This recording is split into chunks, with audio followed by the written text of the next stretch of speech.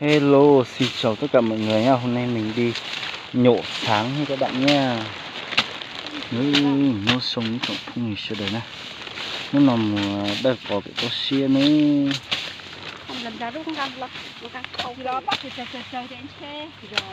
Đây cỏ nữa, thế từng men thành nó đây hết của lo cho nó này.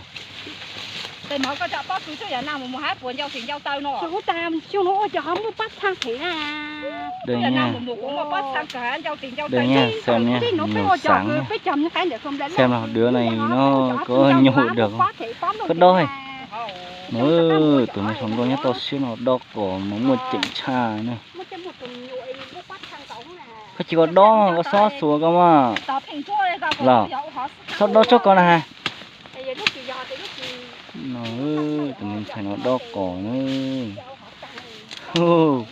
Khỏe quá các bạn ạ. Đây khỏe quá nha. Rất là khỏe luôn này.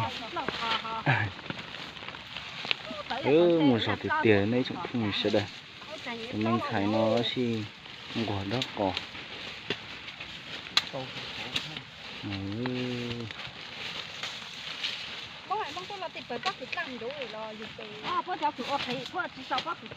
Có mà mắng gối hả?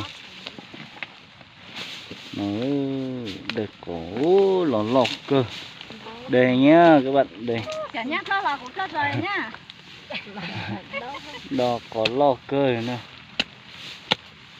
Mình sẽ để bỏ nó. Hôm nay đi nhổ sáng các bạn nhé, nhiều sáng luôn, cực kỳ luôn. Và sáng nó rất là to nữa kìa. Đó, ok. Đây.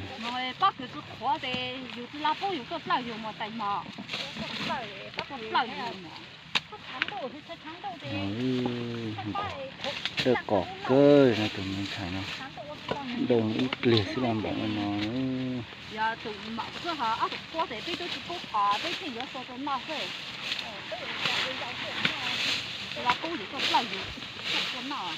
Đi nhổ sáng các bạn nhé. Hôm là một ngày rất là tuyệt vời. Đi nhổ sáng cùng mấy em gái xinh tươi.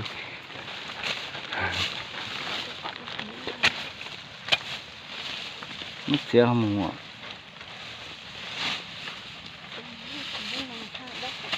Đây nha.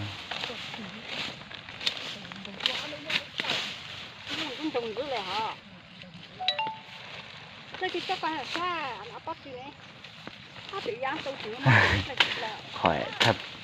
Đây các bạn thấy chưa? Khỏe thật đấy. Úi dồi, khỏe thật như voi luôn. Đây nhổ sáng này các bạn này, quá khỏe luôn.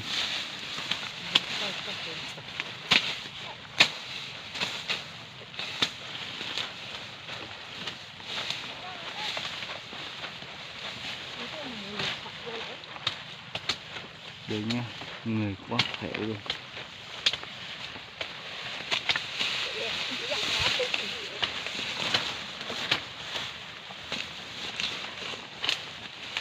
Nó nằm đó cỏ nữa.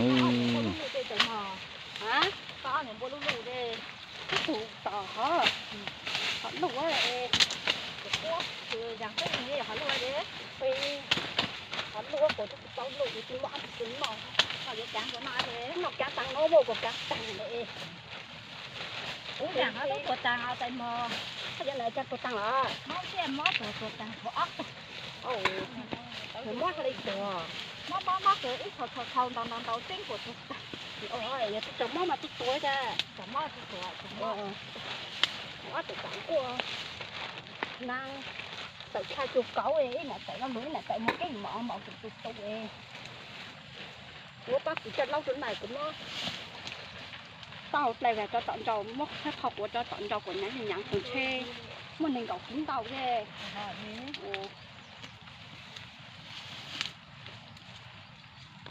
Đây nhá, nhổ sáng. Nó nhà tự chẳng nhổ sống nổi.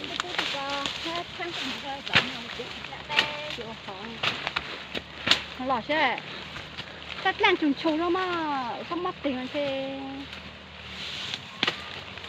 nó tới đua số nó khỏi Bạn ship mà xin chỉ rằng khi video tỏ cá nữa chụp hình sau đây.